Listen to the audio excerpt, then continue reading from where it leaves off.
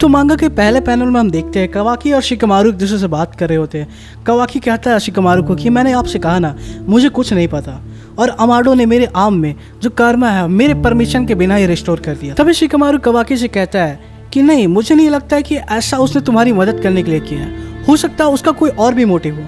तभी कवाकी कहता है कि हाँ मुझे भी जानना है, मुझे तो कुछ समझ में नहीं आ रहा उसने ऐसा क्यों किया, पर फिर भी जैसा कि कोड ने उसे कैप्चर कर लिया अब तो अमाडो पेला ही जाएगा, मतलब मारा ही जाएगा, उसमें कोई शक नहीं है। तभी वहाँ देखते हैं कि नारुतो बोलता है कवाकी को, स्टॉप इट कवाकी, ऐसे बात नहीं किया करते। तभी कवाकी नारुतो से कहता है मैं सच ही तो बोल रहा हूँ, कोई प्रिटेंड थोड़ी ना कर रहा हूँ। तभी वहाँ देखते हैं कि कवाकी शिकमारू को देख के बोलता है हे शिका, तुम्हें तो अच्छा ही लग रहा होगा कि वो बुढ़ा मारा गया ना, तुम्हें अब उससे कोई डील करने की जरूरत नहीं है उस शिडी बास्टर्ड से। तभी हम देखते हैं कि शिकमारू बहुत ही गुस्सा हो जाता है कवाकी का एटीट्यूड देख के और कहता है ये ब्रैट तेरी माँ की, और स्टॉप करता है उससे नारुतो वहाँ पर रुक जाओ शिकमारू करके। तभी शिकमारू को देख के कवाकी बोलता है हाँ worthless and upset, what a great combo. तभी हम देखते हैं नारुतो कवाकी को देख के गुस्से में कहता कवाकी दैट्स इनफ, बहुत हुआ, अब ये सब बंद करो।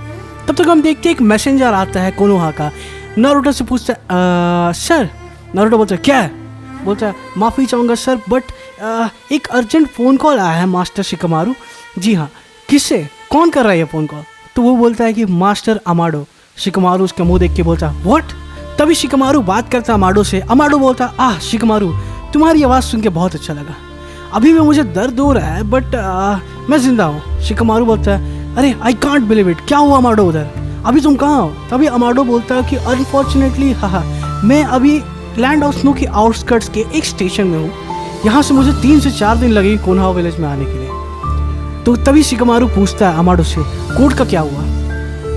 तो उसने कहा कि कोड उसके बारे में अभी हम वरी नहीं करते। तभी अमाडो बोलता है कि कोड उसके बारे में एक गुड न्यूज़ भी है, मैं तुम्हें बताता हूँ शिकमारू, ईडा ने उसके साथ अपने सारे रिश्ते ख़त्म कर दिए। जी हाँ, उसकी गांड में ईडा ने लात मार दिया है। तभी शिकमारू बोलता व्हाट, ये तो बहुत ही अच्छी खबर है, तुम्हें ऐसा किया कैसे? तभी वहाँ पर अमाडो बोलता है कि बस मैंने उसे अपने कन्विंस किया बात करके और उसने एक्सेप्ट कर लिया। ईडा ने क्या प्रपोजल कि हम उसे कवाकी के साथ रंगरेलियाँ मनाने देंगे कोनोहा विलेज में, ऐसा ही कुछ। ठीक है शिकमारू, तुम हमारे लिए एक बहुत ही अच्छा सा रूम तैयार करो, हम बस वहाँ से आ रहे हैं, तुम नहीं चाहोगे कि ईडा को तुम अफेंड करो। ठीक है होल्ड ऑन, लेकिन अमाडो उसके साथ एक और भी पार्टनर था कोड के साथ जो बहुत ही स्ट्रांग था, मेरे ख्याल से वो ईडा से भी स्ट्रांग था। अच्छा तुम डायमंड की बात कर रहे हो? हाँ डायमंड, सो उसका क्या हुआ? वो एक्चुअली ईडा की छोटी बहन है माफ़ी चाहूँगा, वो ईडा का छोटा भाई है, वो मैं तुम्हें आके बताता हूँ, मैं जब वहाँ पहुँच जाऊँगा तो तुम्हें पूरे डिटेल में एक्सप्लेन कर दूंगा कि वहाँ क्या हुआ। तभी बोलता है हाँ little brother wait a second, तुमने ऐसी कोई अनसन डील तो नहीं किया ना अमाडो जो बाद में हमें ही काटे? तभी अमाडो बोलता है कि शिकमारू हमारे पास अब वो अथॉरिटी नहीं रह गई कि हम उससे और ज़्यादा नेगोशिएट कर सकें, अब ये सब कुछ ईडा के ऊपर है, अब उसका माइंड उसने बना लिया है कि उसे वहाँ आना है, तो हमारे पास अब कोई और अल्टरनेटिव नहीं है, तो हमें इस डील को मानना ही होगा शिकमारू, नहीं तो तुम जान रहे हो कि आगे क्या होगा। तब शिकमारू कहता है अमाडो से कि रिमेंबर दिस, तुमने ही ये स्टार्ट किया था। तो अमाडो बोलता है कि हाँ मैं जान रहा हूँ, लेकिन तुम नहीं चाहोगे इन दोनों भाई बहनों को अपना दुश्मन बनाना। जी हाँ, ये कोनोहा के लिए बहुत ही ज़्यादा बड़ा मुसीबत साबित हो सकता है शिकमारू। तब शिकमारू बोलता है कि सोचने तो मुझे, तुमने ये किया कैसे?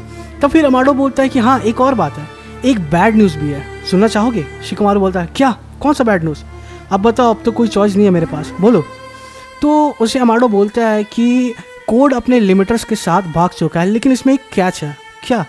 कोड्स का लिमिटर हट चुका है और कोड अब बहुत ही ज़्यादा स्ट्रांग हो चुका है, तो ये तुम समझ ही रहोगे, और ये मुझे करना पड़ा क्योंकि मेरे पास और कोई चांसेस या और कोई चॉइसेस नहीं थे। तभी अमाडो कहता है शिकमारू से कि ईडा और डायमंड अगर हमारी कोनोहा के साइड शामिल हो जाए तो तुम जानते हो कि हम कितने स्ट्रांग हो जाएंगे, उसके बाद हमें कोड से डरने की कोई ज़रूरत नहीं है। और हाँ, और इस गेम के पीसेस तुम्हारे हाथ में शिकमारू, अब तुम डिसाइड करो कि इससे तुम्हें करना क्या है। तब शिकमारू कहता है डैम इट अमाडो, ठीक है कोई बात नहीं, तुम एक काम करो जल्दी से विलेज आ जाओ और मैं कुछ नहीं जानता बस। तब तक देखते हैं कि वहाँ पर पैनल में हमें दिखाया जाता है, ईडा पूछती है तुम किससे बात कर रहे हो अमाडो, कौन से गेम पीसेस?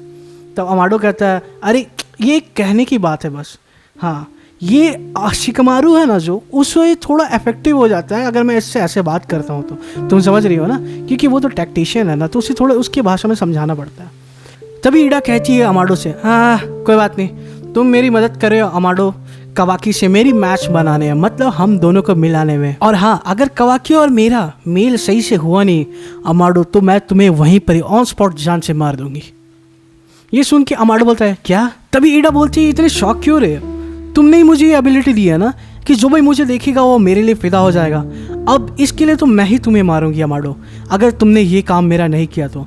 तब तक पीछे से देखते डायमंड लटक के बोलता है दीदी। तभी हम देखते हैं कि पीछे से डायमंड लटक के बोलता है ईडा के फर वाले कोट में, दीदी जो भी यहाँ मारपीट करने वाला या मर्डर करने वाला वो मैं हूँ, तुम जानती हो ना, तुम्हें ये सब करने की जरूरत नहीं है। और तभी हम देखते हैं अमाडो सुट्टा फूक रहा होता है और चिल कर रहा होता है बिना किसी बकचोदी। तभी ईडा बोलती है कि तुम अपना काम अच्छे से करना अमाडो, उसके बाद तुम जानते हो कि तुम्हारा क्या हो सकता है, ये तुम्हारे भलाई के लिए मैं तुम्हें बोल रही हूँ। तभी हम नेक्स्ट पैनल में देखते हैं कि आराम से अमाडो सुट्टा मारते हुए दोनों को घूरता बोलता है सुट्टा का आनंद लेते हुए। तभी शिकमारू वहाँ टेंशन में आके बोलता है एक काम करो, नारुतो को और टीम 7 को अभी बुलाओ मेरे ऑफिस में, और हाँ कवाकी भी होना चाहिए उनके साथ। तभी हम नेक्स्ट पैनल में देखते हैं कि बोरुटो आराम से अपना ड्रेसअप कर रहा होता है और अचानक से उसका नजर जाता है उसके कर्मा पे, जो उसके छाती में पे दिख रहा होता है कि उसका कर्मा कितना गंदा है, मतलब डिजाइन उसका। उसके बाद बोरुटो वहाँ से निकल ही रहा होता है, ऐसा लगता है कि वो कोई मिशन में जा रहा है, और बोरुटो बोलता है कि mom I am heading out.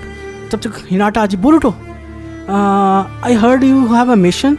Boruto मैंने सुना है कि तुम्हारे एक मिशन है, क्या ये सच है? बोलता हाँ डायरेक्ट समन है, शिकमारू अंकल ने मुझे बुलाया है होकागे ऑफिस में, जाके देखता हूँ, हो सकता है ये कर्मा से रिलेटेड कुछ हो। शारदा और मिस्की भी वहाँ पर ही आ रहे हैं और कवाकी भी होगा वहाँ पे। तभी हिनाटा बोलती आई सी, और अचानक से हिनाटा की आंख से आंसू निकल गए। और दोस्तों मैं थोड़ा सा बीच में रुकना चाहूँगा, आपको बताना चाहूँगा कि ये जो मांगा पैनल है ना, इसे बहुत ही ब्यूटीफुली दिखाया गया। इसमें एक माँ बेटे का प्यार दिखाया, जिसमें हिनाटा को मालूम है कि उसके बच्चे के साथ पिछले बार क्या हुआ था और वो मरते मरते वापस जिंदा आया। इस बार भी अगर ऐसा हो गया तो वो खुद को संभाल नहीं पाए, जो कि एक बहुत ही प्यारा बॉन्डिंग दिखाता है बोरुटो और हिनाटा के बीच का। That is fricking amazing.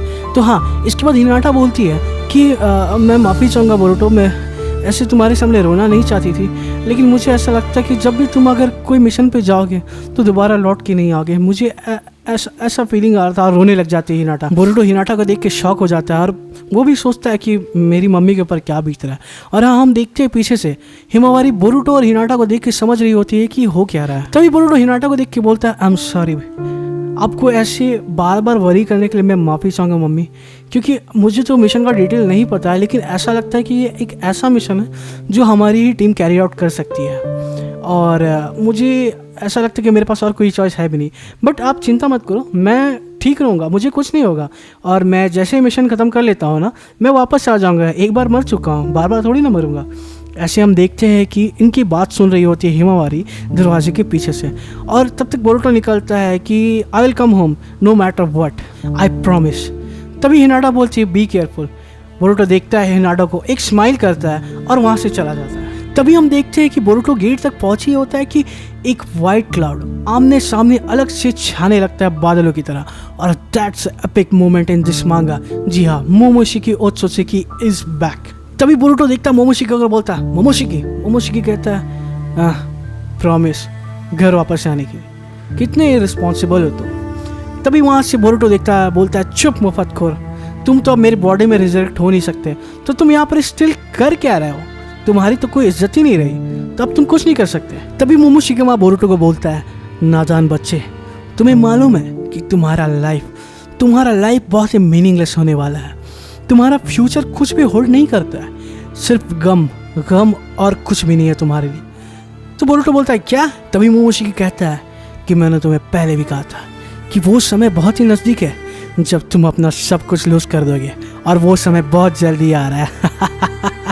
तभी वहाँ देखते हैं कि बोरुटो सास्के के लुक में पूरे गुस्से वाले, उसका हेडबैंड पहने, गुस्से से मोमोशिकी को देख रहा होता है। मोमोशिकी कहता है कि तुम्हारा दुख की घड़ी जो है ना, वो आने ही वाली है, और तुम अपने जीने की इच्छा भी ख़त्म कर लोगे, और तुम इस वर्ल्ड से एस्केप करना चाहोगे। इतना मीनिंगलेस हो जाएगा तुम्हारा लाइफ और इतना पेनफुल होगा कि तुम चाहोगे मरना लेकिन फिर भी तुम मर नहीं पाओगे।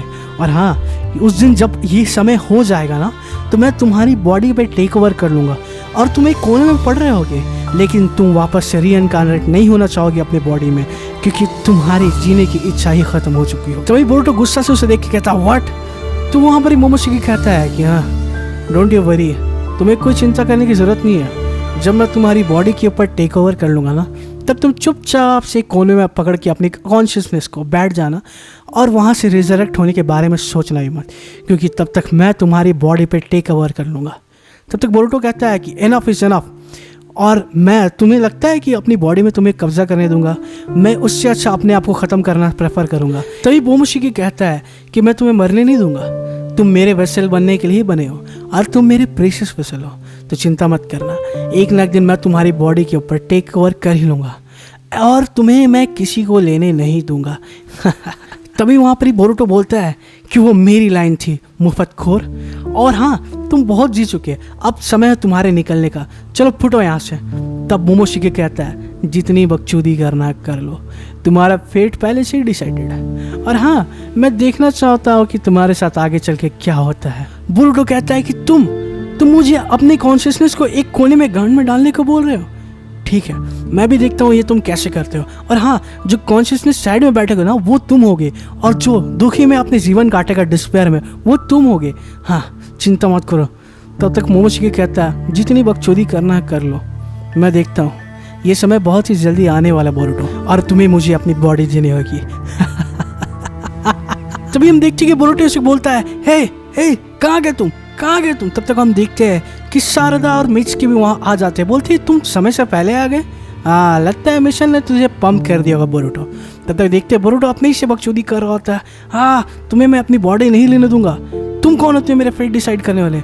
शारदा डर जाती है, बोलती बोरुतो। तभी हम देखते हैं कि बोरुतो पूरा पागलों की तरह हरकत कर रहा होता है। शारदा उसे देख के डर जाती है, बोरुतो ये तो पंप होने से थोड़ा ज़्यादा ही नहीं हो गया बोरुतो? तब तक देखते बोरुतो वहाँ लंबा सा छलांग मार के वहाँ से गायब हो जाता है। ओ या करते हुए तब तक वहाँ से शारदा बोलती है hey that's my line in bed, मतलब यो मेरी लाइन थी।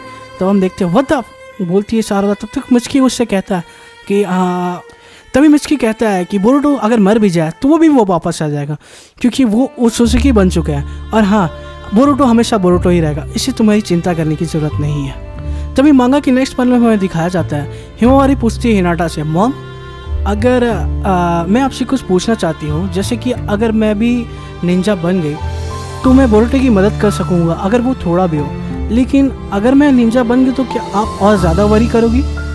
तो हिनाटा देखती है हिमावारी को, बोलती है हिमावारी। तभी हम नेक्स्ट वाले में देखते हैं कि बोरुतो अपनी कर्मा मार्ग को देख रहा होता है जंप करते करते, और वो बोलता है मोमोशिकी मेरी बॉडी के ऊपर तुम टेक ओवर करोगे, मैं ऐसा तुम्हें करने नहीं दूंगा, तुम सुन रहे हो ना? और हम देखते हैं कि उसके पीछे पीछे शारदा और मित्सुकी उसे फॉलो कर रहे होते हैं। नेक्स्ट पैनल में हमें दिखाया जाता है कि एक क्लॉ मार्क उससे कोड निकल रहा होता है और एक डायमेंशन में आता है। ये और कोई डायमेंशन नहीं है, ये वही डायमेंशन है जिसमें 10 टेल्स को कैद करके इशिकी ने रखा था।